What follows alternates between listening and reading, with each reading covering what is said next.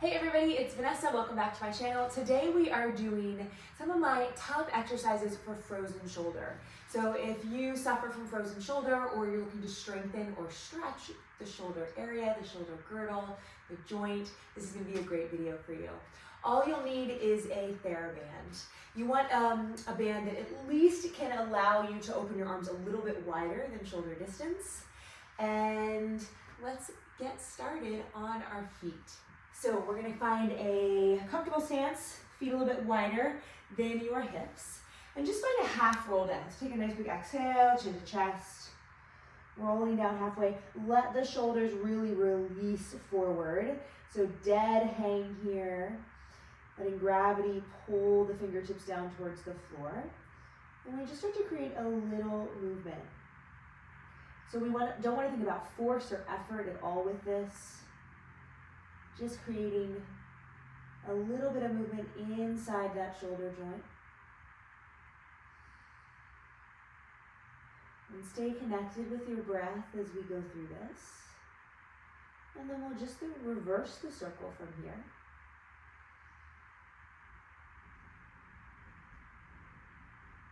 Again, effortlessly as possible.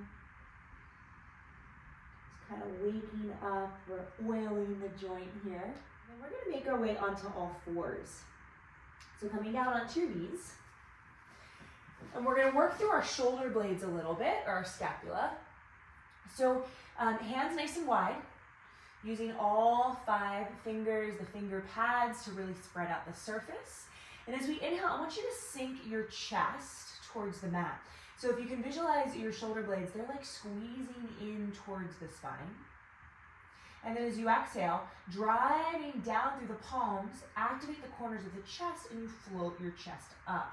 So now, if I think about my shoulder blades, they're opening up on the back of my rib cage.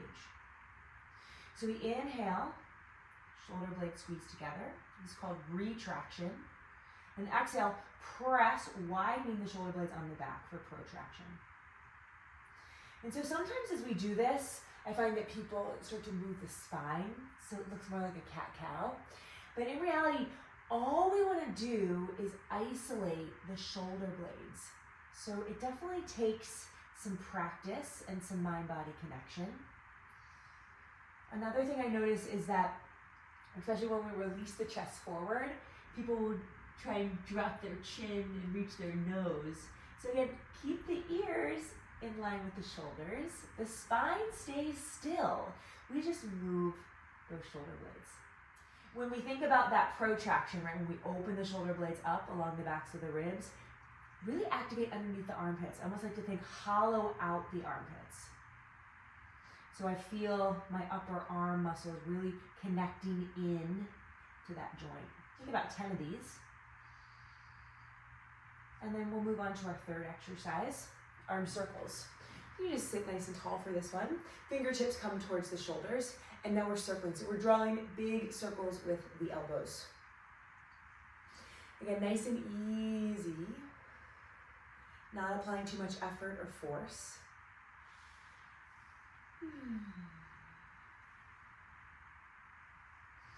And we'll go ahead and reverse that direction, back and around. Again, drawing that circle with the elbow.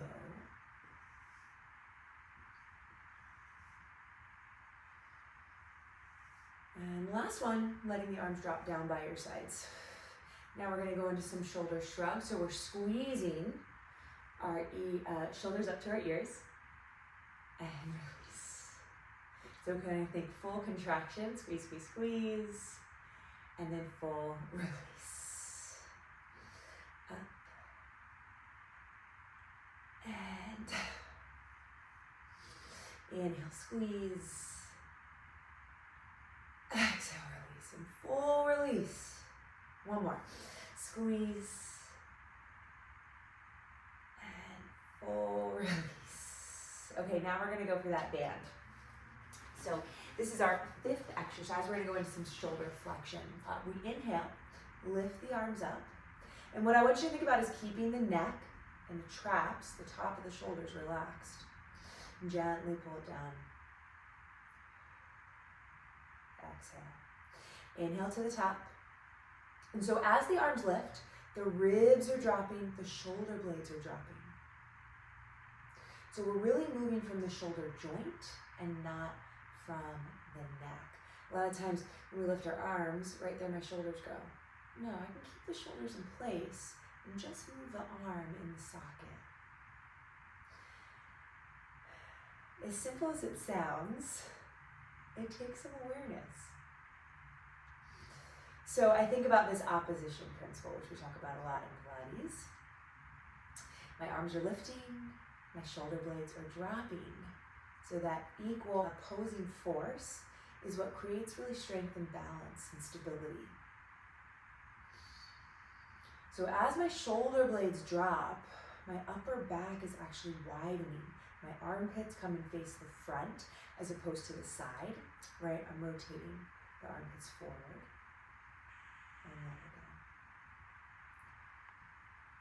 go. And once you can really tap in, you can feel how the lats are engaging, the abdominals are engaging. Okay, last one. We'll come down to about shoulder height. Actually, let's walk the hands in a little bit. We're gonna flip the palms up.